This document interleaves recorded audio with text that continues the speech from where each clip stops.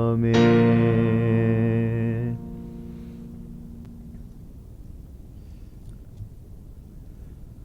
오늘 저희에게 주신 하나님의 말씀은 신약성경 누가복음 11장 9절에서 13절까지 말씀입니다.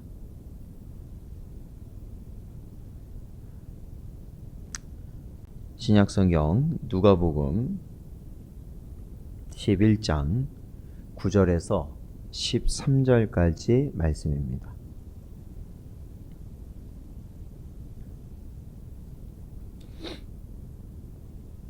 다 찾으셨으면 저희 한 목소리로 봉독하겠습니다. 내가 또 너희에게 이르노니 구하라 그러하면 너희에게 주실 것이요 찾으라 그러하면 찾아낼 것이요 문을 두드리라 그러면 너희에게 열릴 것이니 구하는 이마다 받을 것이요 찾는 이는 찾아낼 것이요 두드리는 이에게는 열릴 것이니라. 너희 중에 아버지 된 자로서 누가 아들이 생선을 달라 하는데 생선 대신에 뱀을 주며 알을 달라 하는데 정갈을 주겠느냐. 너희가 악할지라도 좋은 것을 자식에게 줄 알거든 하물며 너희 하늘 아버지께서 구하는 자에게 성령을 주시지 않겠느냐 하시니라. 아멘. 기도하겠습니다. 하나님 감사합니다. 오늘도 이 시간 저희들의 심령을 불쌍히 여기시고 또한 주님 크신 뜻 안에서 저희들 살게 하시기 위하여 오늘도 이 시간 주님 앞에 나오게 하신 은혜 감사드립니다. 저희의 완악함과 연약함과 언제나 주의 말씀을 어기는 저희의 삶을 불쌍히 여기시고 오늘도 주의 말씀 허락하사 그 말씀 뜻대로 살아가는 저희가 되게 하여 주시옵소서. 간절히 바라오며 이 모든 말씀 예수님의 이름으로 기도하옵나이다. 아멘. 사랑하는 성도 여러분, 오늘도 주신 말씀 통하여 주신 은혜로 저희들 오늘 하루 살아감에 넉넉히 승리하길 주님의 이름으로 간절히 축원합니다. 오늘 저희들 본문 말씀을 보면 예수님께서 이 11장 누가복음 11장을 보면 기도에 대한 가르침을 주시고 계십니다. 예수님께서는 자신이 언제나 기도하기에 힘쓰셨다는 것을 우리는 잘 알고 있습니다. 그리고 그러한 그 기도를 제자들에게도 가르쳐 주셨습니다. 그것이 이제 11장 초반에 나오는 주님이 가르쳐 주신 기도에 대한 기록입니다. 일명 저희가 주기도문이라고 하는 부분이 1절부터 4절까지 나와 있습니다. 예수님께서는 계속해서 5절부터 기도에 대한 가르침을 위하여서 한 비유를 드시는데 그것은 바로 친구 집에 떡을 빌리기 위하여서 간 한 사람의 이야기를 예수님은 들려주십니다. 한 사람이 어떤 벗이 그 사람 집에 한밤중에 왔는데 먹을 것이 없을 때 그 친구가 이제 그 사람을 대접하기 위하여서 다른 이를 한밤중에 찾아가서 떡을 빌려달라 하는 것이었죠. 근데 한밤중에 찾아온 그에게 그 친구는 떡이 없다. 그리고 한밤중이니까 빌려줄 수 없다 하지만 계속해서 간청하였을 때 그 떡을 빌려주게 되었다라는 것입니다. 즉 이것은 우리가 하나님 앞에 기도할 때도 간절히 기도하는 것이죠. 저희가 간청할 수 있어야 한다라는 것입니다.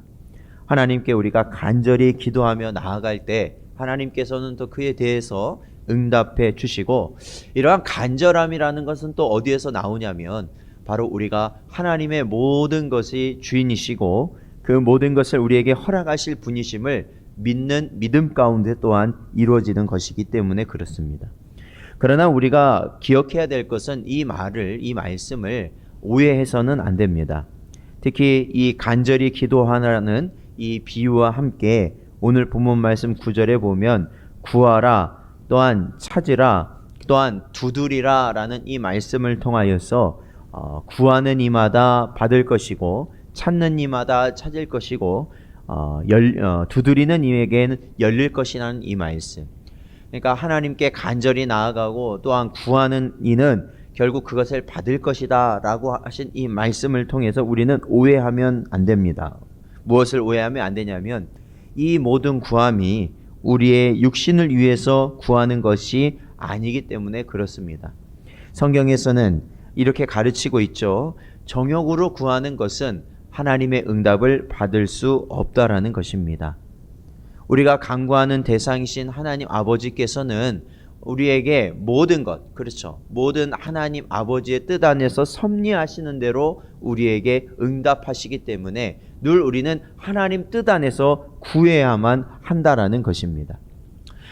오늘 이 5절부터 나오는 비유에서 한 친구는 어떻습니까? 간절히 구할 때 정말로 계속해서 한밤중에 찾아가서 두드릴 때 마지못해서 그 사람의 요청을 들어주지 않습니까?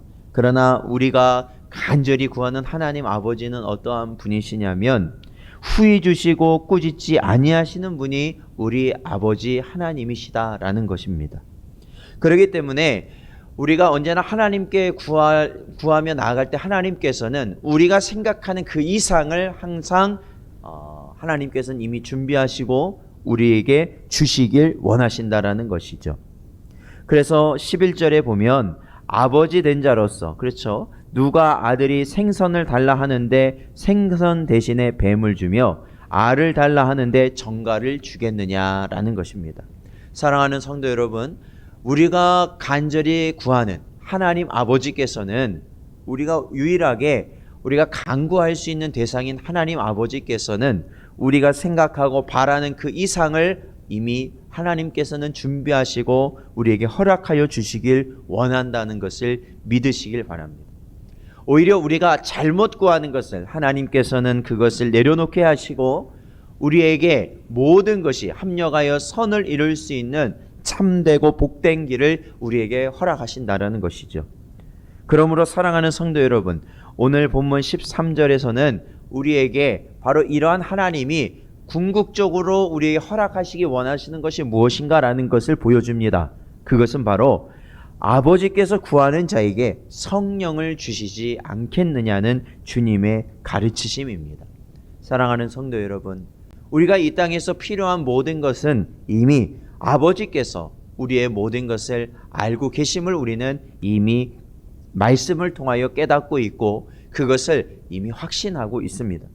그렇다면 우리에게 하나님이 원하시는 것, 주시고자 하시는 것, 우리에게 필요한 것은 무엇입니까? 바로 우리가 하나님의 성령 안에서 살아가는 것을 하나님은 원하시는 것이고 그의 인도하심을 따라가기를 하나님은 원하신다라는 것이죠.